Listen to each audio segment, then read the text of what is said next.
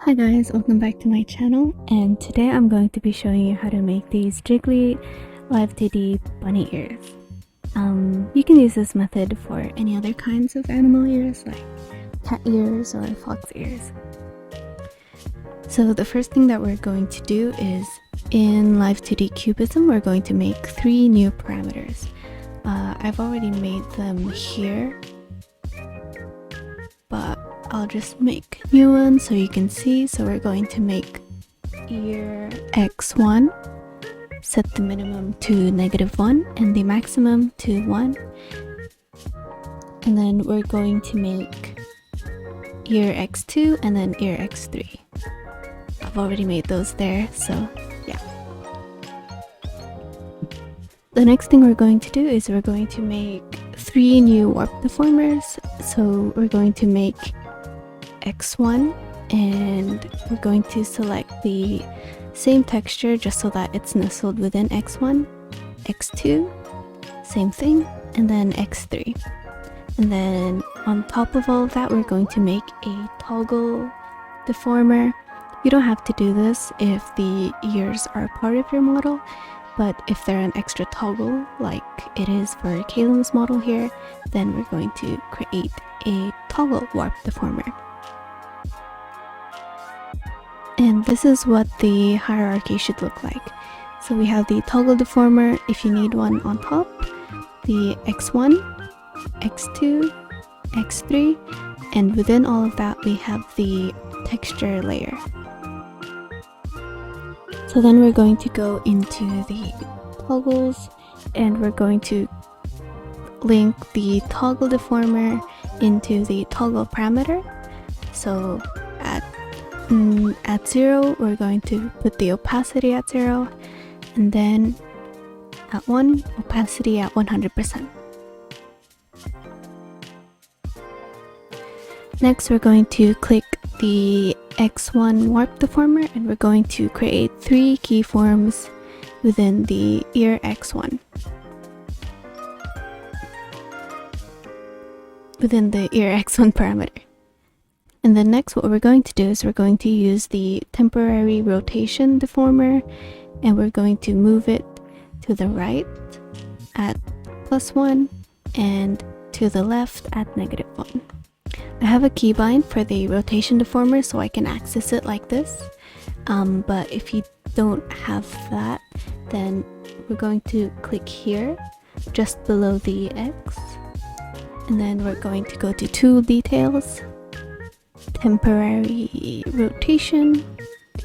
We're going to move this to the anchor point, which is where the ear meets the head part, and then we're just going to move it to the right, and then the same thing for the other side, same anchor point, and then we're going to move it to the left.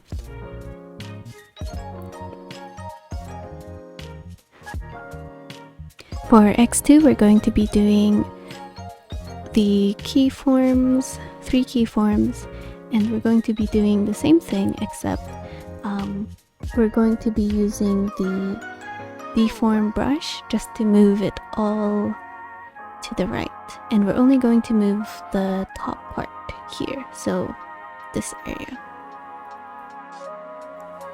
I'm just going to increase the divisions just so that it looks smoother.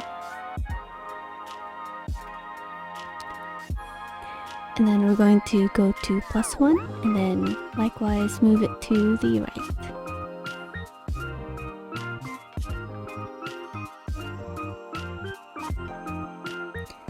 And then the same thing for the other side.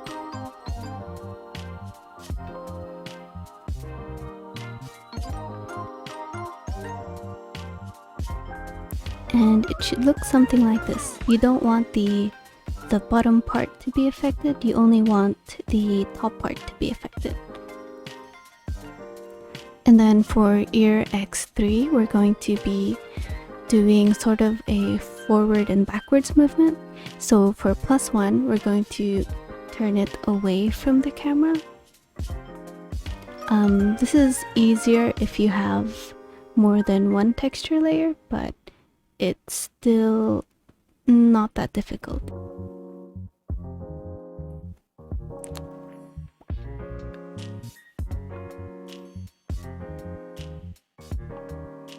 And then we're going to do the same thing for the other side. So we're going to make it move towards us.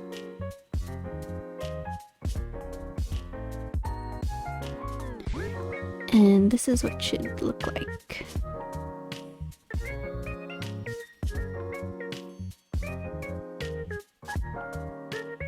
You can just adjust it here just so that it looks nice.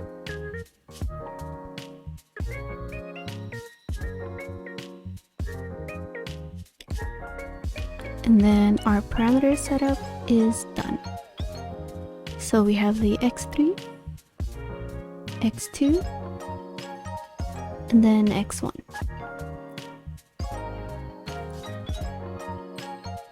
And then we're going to go into physics and the scene blending settings.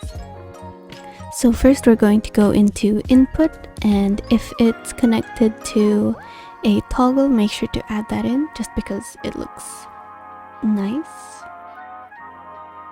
when you're activating the toggle. It looks nice to give it some movement. And then connect it to the IL open.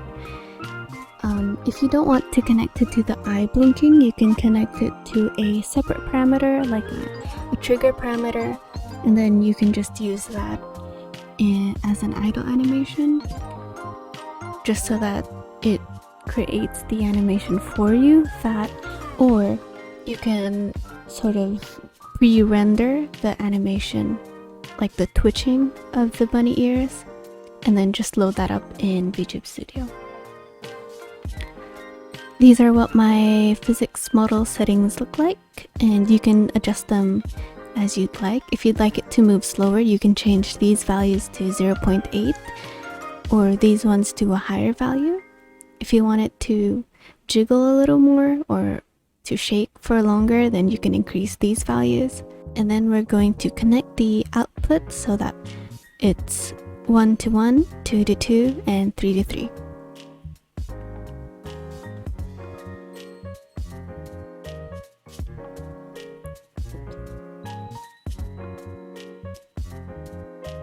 And we're done.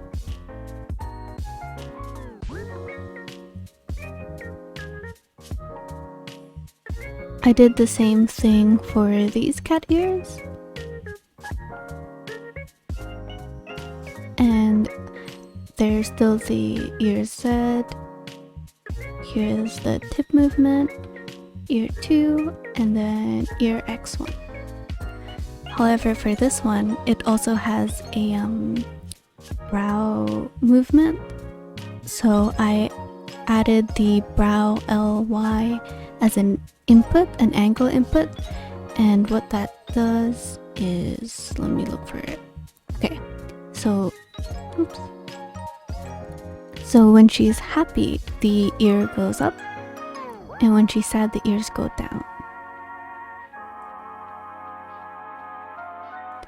And it's really cute.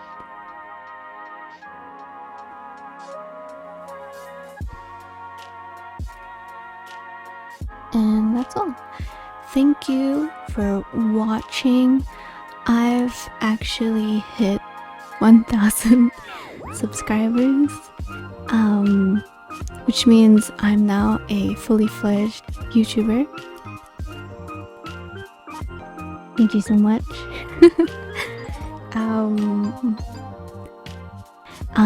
Thank you so much for watching, and I sincerely and genuinely hope that these videos actually help someone. Like I hope that I'm explaining things well.